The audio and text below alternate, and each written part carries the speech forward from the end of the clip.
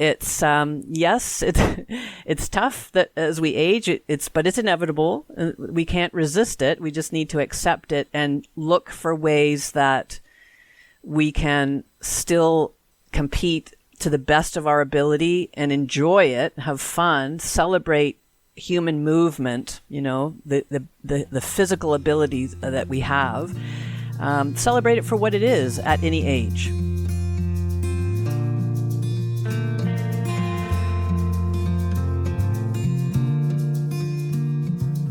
Welcome to Zestful Aging, where I speak with changemakers from all over the world who are contributing to the common good. Contributing to the common good in even the smallest of ways is proven to help us age with vitality and deep contentment. I'm your host, Nicole Christina, psychotherapist and fellow Zestful Ager. My goal is to share optimism about aging and introduce you to guests who will inspire you to live with zest. And to find out more about the podcast, hop on over to zestfulaging.com. While you're there, sign up for my weekly email newsletter, The Insider, where you will get behind-the-scenes looks at our guests and other fun and quirky tidbits.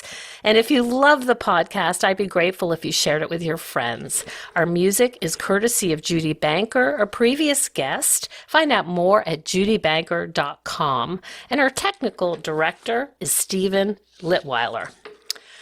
Well, folks, I'm back from the National Senior Games in Fort Lauderdale, and it was such a thrill to be among all these over 50 athletes. The atmosphere at these games is so upbeat and friendly, but unfortunately, a combination of heat, humidity, nerves, and the unfamiliar clay courts created obstacles I just couldn't overcome, although I met two lovely competitors, one from New Hampshire, one from Vermont.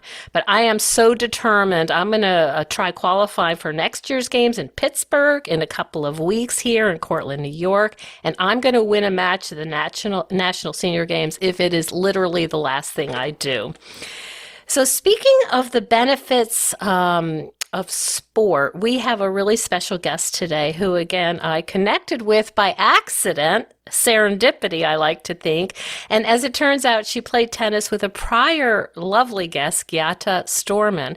And I keep having these small world experiences. It is really fun. Kip Clarke has been a multi-sport elite athlete who now, as she nears 60, uses her experiences to coach women in middle and later years. Some of her accomplishments, are you ready for this, include championship titles in rowing, basketball, badminton, field hockey, but most of her success in sports has come through playing competitive tennis. She currently holds 3 national tennis championship titles and has competed in 6 world championships over the past 2 decades. Oh my goodness, that is so cool. She nears her 60th birthday. Kip really values sport, not only for the thrill of the competition, but also for the way it connects athletes from all over the world and for the beautiful camaraderie it provides and for the opportunity to learn and evolve as an aging athlete and human being.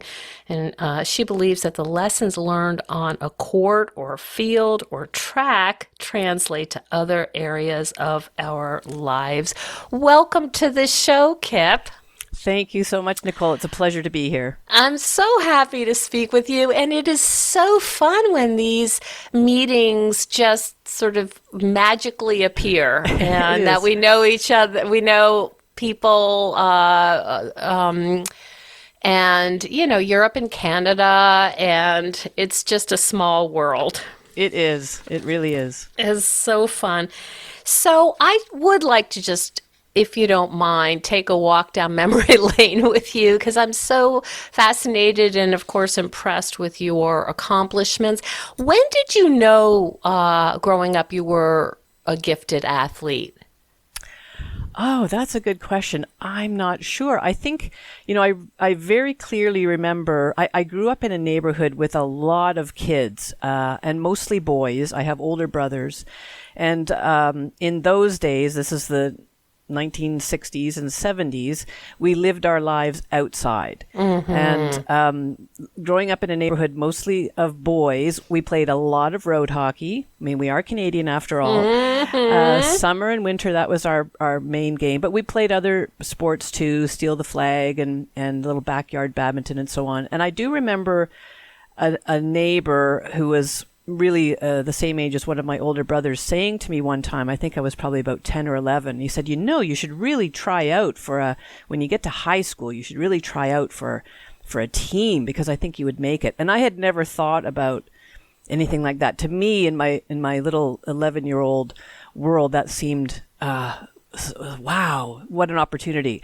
And I did just that. I tried out for every team I could get on in high school, from basketball to badminton to volleyball to field hockey, and loved it, absolutely loved it. And so sport has just been such an important part of my life, really for my whole life. And it just went from there. I didn't really focus on one sport. I just loved playing a lot of different sports. Maybe I could have been better at one of them if I'd focused on one, but I just really enjoyed doing different things. So that's really how it all started. And were these girls and women's teams, or was there sort of a Title IX issue of not having those teams, so wanting to play on boys' teams? How was it then for you in Canada? There were in the 60s? Lots of teams for girls. So I did play on primarily girls-only teams. There was a little bit of co-ed, and certainly through high school there was co-ed gym classes and things like that. But most of the sports were gendered, boys over here, girls over there. But I think having played so much sort of street hockey and other sports with my brothers and with other boys in the neighborhood, I was very comfortable. And I honestly think that a lot of them didn't think of me as a girl.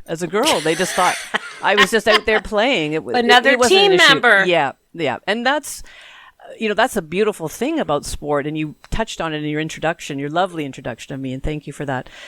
Sport has a way of, I suppose, minimizing some of the other issues that arise in other avenues, in other fields around the world. It can be such a connecting kind of thing, and I love it when there are certain sports in which men and women can compete together. There aren't a lot of them, but it's lovely when that happens. But like mixed doubles. Sure, mixed doubles. I'm thinking about equestrian events and others where it's really an equal playing field. But most of my competitive life has been in female-oriented teams, on female-oriented teams.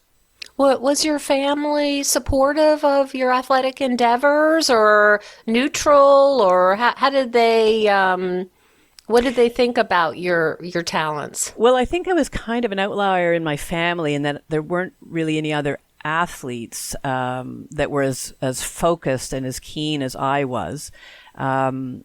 Certainly, again, as Canadians, every Saturday night we would watch Hockey Night in Canada, either the Montreal Canadiens or the Toronto Maple Leafs. Everybody did that back in the late 60s and early 70s. But no, my parents weren't really. My father loved to golf. My mother was not an athlete. Neither of my brothers really did too much after grade school.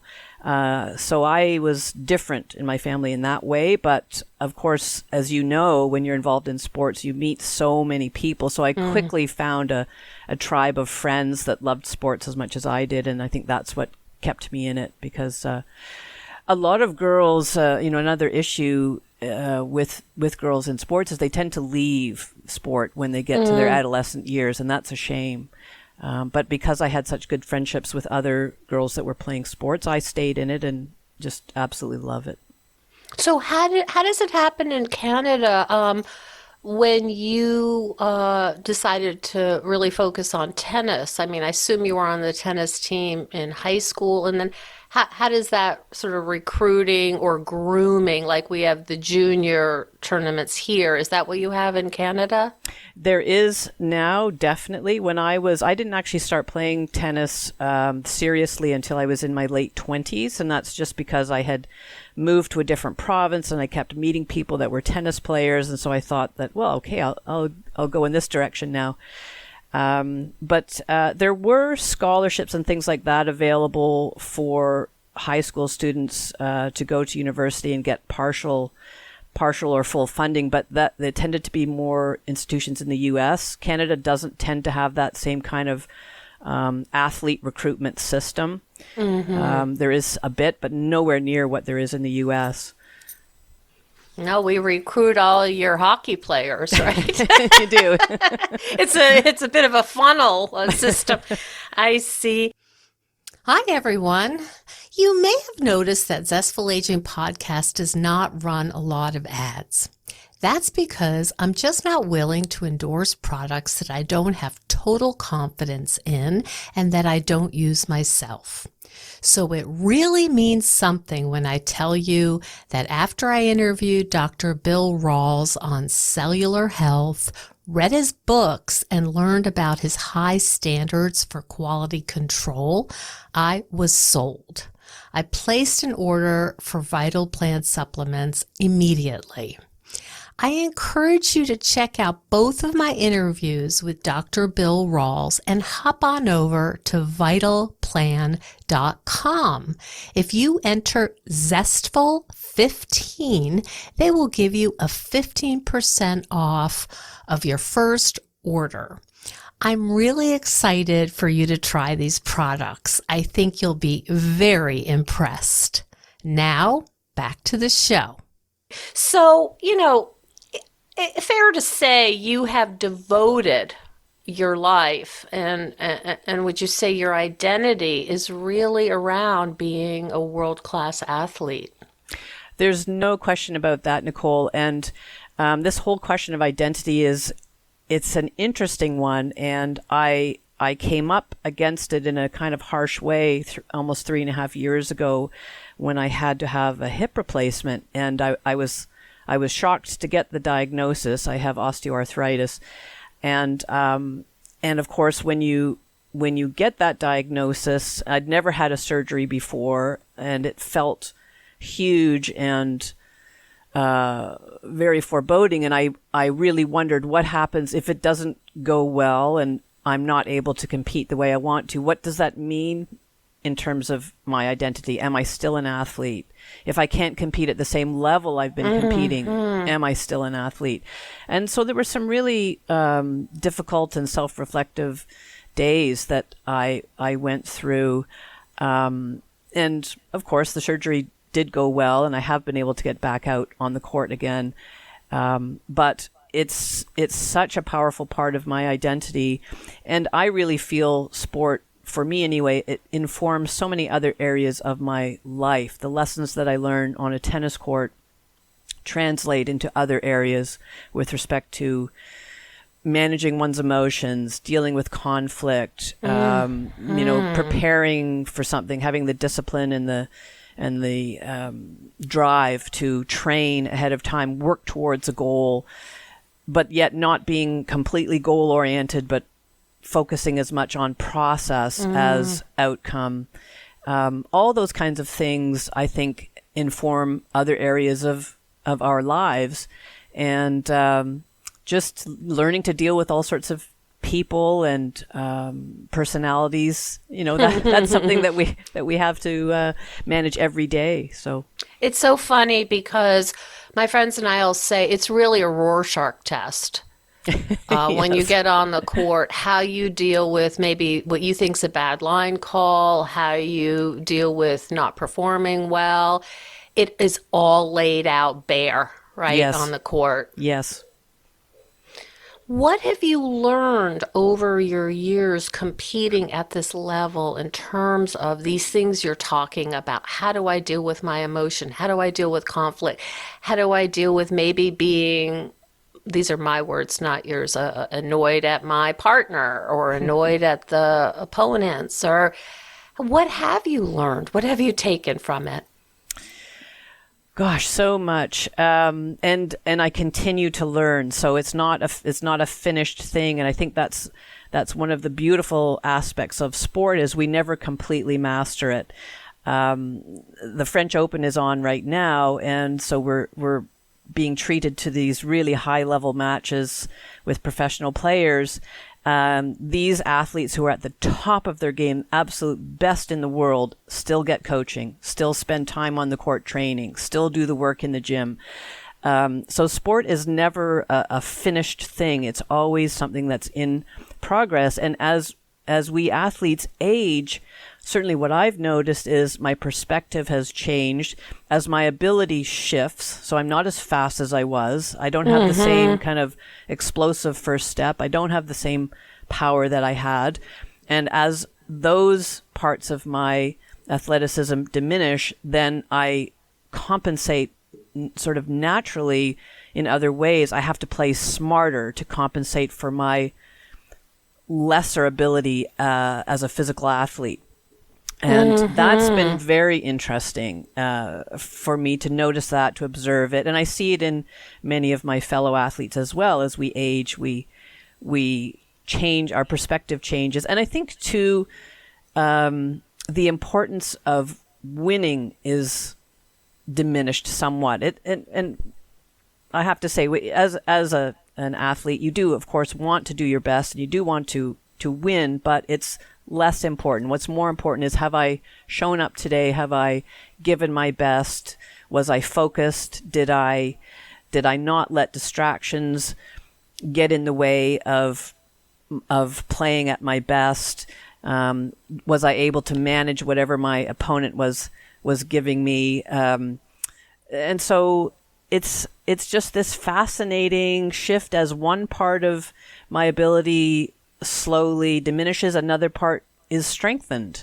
And I wish I had the wisdom that I've acquired now back when I was perhaps a stronger, faster athlete. That would have been amazing, but it's not how it goes. So, and we can see even right now Nadal is dealing with an injury with his foot. He's out there competing in the same heart, the same unbelievable focus and energy he always has. And then when the match is over, he limps. He's limping around in the change room. He's limping around. So he's also managing his changing ability, his changing body. And so I think sport really causes you to pull up and look at that in a way that perhaps you're not required to in other areas of our life. You are so aware of your aging body as an athlete, and it's not a bad thing. In Canada, we have our winningest athletes are in the over 80s category, and they're incredible. They really are. They're so inspirational. So, do you know Carl Honore at all? Are you familiar with his work? He's a Canadian, and he's a journalist. I interviewed him recently, and he's written books about aging. But he became aware of this because he's a recreational hockey player, and he scored the winning goal, and then realized he was the oldest player on the team. So he thought it was going to be this, victorious moment, and then somebody just offhandedly mentioned, like, "Good job, old guy," or something like that. And he, it kind of threw him in a real tailspin. Oh, I can understand that. But, I was just thinking this morning about an experience I had when I was rowing competitively, and I was on a crew, and we competed in Head of the Charles. This is back over 20 years ago. And so I was in my late 30s at the time, and another of my crewmates was in her early 30s, and another gal late 20s, early 20s, and then our cox was 17. And we could be your daughter. Yes, exactly. And we had a practice the day before our event was happening, and we had been out, we'd rowed up and down the Charles, and then came back and we're pulling the boat out of the water and just standing on the dock. And this single sculler glided into the dock, and she stepped out of the boat and up onto the dock. And she was just, I would guess that she was in her 60s at the time. She had just a beautiful rower's body, lean but strong. And we all, my crewmates and I just looked at her, and we all almost in unison said, "Oh, I hope I look that good and can compete like that when I'm that age." What an inspiration. So it's yes, it's tough that as we age, but it's inevitable. We can't resist it. We just need to accept it and look for ways that we can still compete to the best of our ability and enjoy it, have fun, celebrate human movement, the physical abilities that we have, celebrate it for what it is at any age. Mm-hmm. Now, you've talked about this in a way that is, optimistic and positive. Have you also, and you alluded to this with your hip replacement, how do you think about the grief aspect and the loss aspect of, I used to be able to do that. I used to be able to whatever, there's so many sports that you're involved in, and now that's just not something I can do anymore. How do you approach that? What's really a loss? Yes, it is. But I really try not to think about that. It does come up. It comes up from time to time, but it doesn't really serve me. It doesn't serve us as athletes to have those thoughts, because really all we can do is keep ourselves as fit as reasonably possible. And I don't spend as much time in the gym as I used to. I don't train the same way I used to, because my body, first of all, can't tolerate the same level of training that I used to do, but it's also not as important to me as it was. I do want to stay as fit and strong as possible, but within certain limits. So really what I prefer to focus on is, what am I able to do now, and how can I maintain the best level of health and fitness so that I can continue to play and compete and enjoy the sport I love for as long as possible. And as you know, tennis is a sport that you can play your whole life. And another tip is I've learned that I connect with younger partners. That makes a big difference. The younger legs on the court, that can run down the balls that I can't. Exactly. Yours is my best shot, Yes, I see. So you are now a transformational coach, and you work with women, and who comes to you, Kip? What are the kind of women who come to you for help?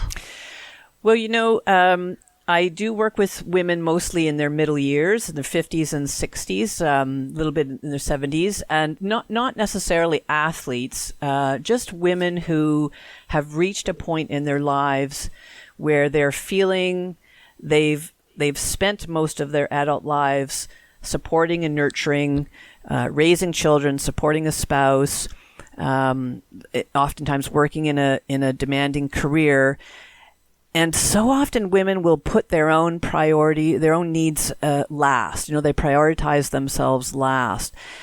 And I think that they reach a point, what I've noticed is that midlife women tend to reach a point where they don't want to do that anymore. And it's not that they don't want still to be there for their children and their spouses, their family, etc. It's just that they want more for themselves now as well. And they don't know how to go about that. Some women that I talk with say they feel kind of invisible because they don't have the bloom of youth that they had. They worry about that. So we work a lot on just, looking for and celebrating the beauty that we have at this age, because we women in our middle years have so much to offer. We have decades of wisdom. And we reach a point where we feel like, we don't want to play by the rules necessarily the way we have been. We want to let our hair down a little more. We want to have a little more fun. We want more vibrancy, more zest, to use your beautiful term. And so usually it's just a woman who isn't sure how to bring those things into her life. And so I help. We just look at what sort of values are most important and then look for ways that we can bring that in, either through employment, through relationships, through hobbies or interests, really any way that helps the midlife women feel lit up again, feel excited about her life, feel that there's a lot to look forward to, that she has so much to give, that she's seen and heard and understood and valued as the beautiful human she is inside and out. Do you talk at all about the effects of ageism as well as sort of a general, what shall I say? Well, a discrimination that we come up against? Is that something that's part of your teaching method? I don't tend to focus on that. I prefer to focus on the positives and just helping women see their own gifts, their own beauty, to really see themselves as amazing humans, and not to focus on those negative aspects, because I really believe that what we focus on, that's what we attract in our lives. So if we're always thinking, oh, I'm not seen anymore, I'm invisible, I'm frumpy, I'm middle-aged, nobody wants to talk to me or have anything to do with me, well, that is what you will project energetically, and that's the kind of attitude you will attract as well. So I work with women to help them have a much more positive mindset, that to help them see, I am a fully formed human, and I may be flawed, but we all are, and there's still beauty in that. And there's just so much that to do and to discover, to explore, to, I encourage women to create. Yeah, to be adventurers of their own lives and be curious. And what is this phase of life? Where is the beauty and the opportunity and the magic in this phase? Because there is at every phase. There really is. And what's interesting is I totally I'm on board with what you're saying. I find that sometimes women can be scared and they say, but I've never traveled alone, or I've never tried to play the ukulele, or I've never whatever. And the idea that it might be a little uncomfortable at first, and you can still do it. No question about that. But what I encourage women to do is just try it. I mean, who cares? Really, who cares? And I think every successful person, every person who is really out there, who is a high profile person, the people that we tend to think of as successful, they have had failures upon failures upon failures as part of their journey. They didn't get it right every time. They didn't do it perfectly every time. We women, I think, suffer mightily from perfectionism. And when the women I work with, when they see that they can try things, and if they don't do it perfectly, or even if they stumble a bit, they survive it. They're fine. They can carry on. And in fact, people will actually connect with them better when they see that this is someone just like me. This is a regular person just like me. They don't want necessarily to be dealing with perfect people. That's too much pressure. It really is. And it's a facade. It's not, there is no such thing, right? Exactly right. So I just say, you know what, just why not give it a try? Truly, what do you have to lose? And consider what you have to gain. Wouldn't you love to feel really excited about your life, excited about each new day, having a new project? There's nothing like that to really energize and make us feel more youthful, if that's what someone is looking for, then trying something new and just being excited about that. I have a friend who is now 80, and she just took up ukulele lessons last year. Speaking of ukulele, it's having a moment. It is. It really is. And she's so happy. She's having such a good time, and she's meeting this whole different group of ukulele players that are unlike other groups she knows. So it can be something. It can be a painting class, some kind of an art class. It can be trying an aquafit. It can be joining a walking group in nature. It can be, you mentioned travel and some women being fearful of traveling alone, and that's a legitimate concern, but there are organizations that will plan trips specifically for single women and make it as safe as possible. So there are always ways of overcoming those perceived limitations, and they really are just perceptions. Are you familiar with this online, I guess it's a course platform called Domestika? Do you know this one? I've heard of that. Yes, I have. So I just fell upon it because I'm sure Google's, I'm all into the algorithms, and they figured out, yeah, she's going to go for this one. All right. So I just started taking this class that is botanical sketching for meditation. It was $10. It's beautifully produced. It's by this artist by the name of Lapin. He's a French guy.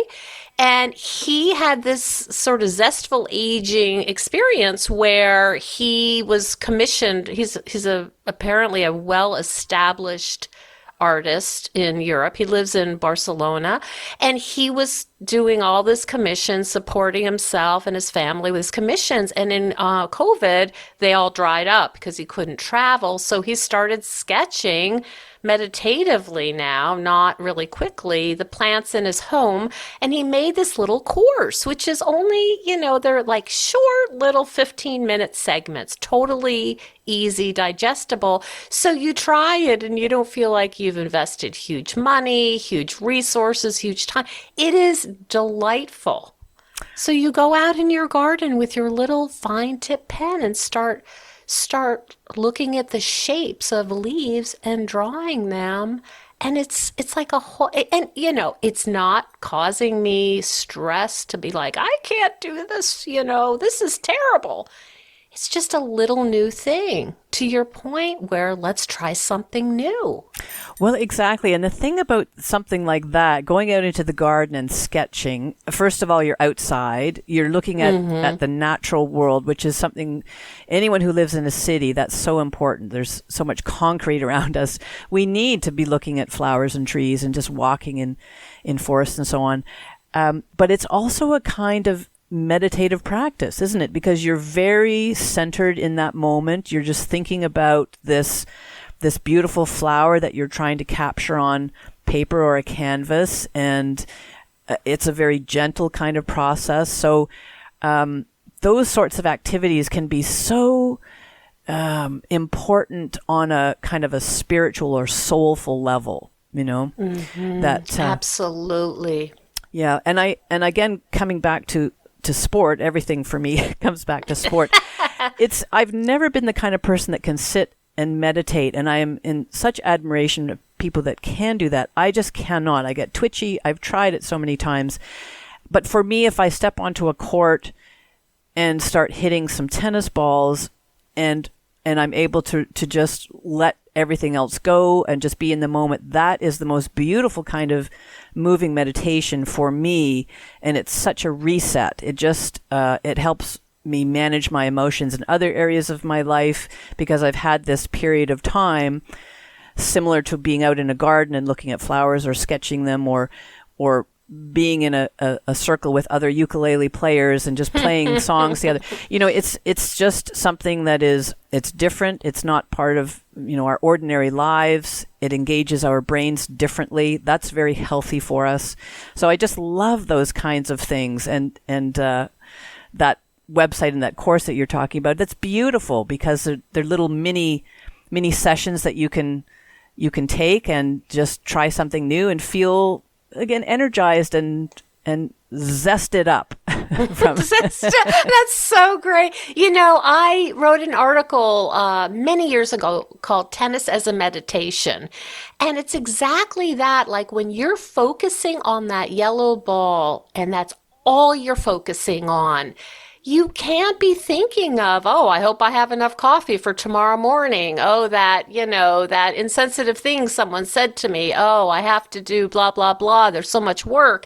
It gives your mind like a little vacation, doesn't it? It really does. And it's so, I'll come away from having either playing a few sets or just doing drills with a friend, and I feel happy. I feel settled. I feel grounded. I feel back in my body instead of up in my head where I live so much of the time. So absolutely, yes, you're absolutely right about that. One of the things that I try to do, and there's no comparison of our levels, but I just try to say I am so grateful and privileged to be doing this, that I have the time, I have the resources to be hitting balls with someone I really like, someone who's like-minded, people who, they're my people. And like, I just say to myself, how many people get to do this? And it brings an ease and a whole level of like, it's a gratitude practice in and of itself to be on that court. Oh, I couldn't agree more. Yeah, that's beautifully put. So we have this outdoor, we can't, like I'm in upstate New York and we can't play outdoors for too long. So when we do, it's quite lovely. And there's a particular high school we play at, and there's always a red-tailed hawk circling. Sometimes there's deer. A couple days ago, there was a little groundhog. So it's, just we stop and say, hey, what kind of bird is that? Or I see one hawk. There's another, so it's like this all-inclusive experience. Oh, exactly. And there was a time I've had several rescue dogs over the years, and I had a dog about 10 years ago who was just the most chill dog. He was a lab, and I used to bring him to tennis courts. And one day in particular, I was hitting with a friend of mine, and my dog just wandered onto the court, and then he went to the net, and then he just lay down with his back against the net and just went to sleep because the court was warm and the sun was shining. So I wanted to be near you. He just wanted to be part of it in his own way, and so we just carried on and hit balls, above him, and it was just fine. So, monkey in the middle. Yep. That's a great story. I would think my dog, I have a border collie mix, and he would just go nuts with the balls. His head would explode. So lovely. So, Kip, where can people find out more about you, your incredible accomplishments, but your transformational coaching and all of the good stuff you do? Yes, absolutely. My website, www.kipclarke.com. People can check it out, read some of the blog posts that I've written, just have a look around. Yes, I have accomplished a lot. I'm very proud of that in my life. But what I'm most excited about is what's ahead. What am I doing now, and what's ahead for me, and how can I serve others? How can I support women at this beautiful phase of our lives? How can I connect with other people like you who are doing such good work? So thank you so much for the plug there, but I'm most focused now on what I can create now and moving forward. And I'd love to talk to anyone who is, as we said, just maybe a little bit unsure about where she is in her life and how to maybe shift a little bit to feel more enlivened and to feel that she has more zest in her own life. I love that. That's so beautiful. Thank you so much for speaking with me today, and you're so inspiring. I love your attitude about, hey, what's next? Let me go get it. Really appreciate that. Thank you so much. Well, thank you, Nicole. It's been an absolute delight speaking with you, and not just because you're a fellow tennis player, but you're a wonderful human being, and I love what you're doing, and I'm so happy to have been part of this. Thank you. Thank you so much for joining us on Zestful Aging. If you like the podcast, please share it with some of your friends. If you think decluttering could help you feel better and you could use a little assistance with that, check out the online course I've developed with professional organizer and designer Carrie Luderin. It's called Too Much Stuff. And Too Much Stuff is different from other courses or articles or guidance you may have used up.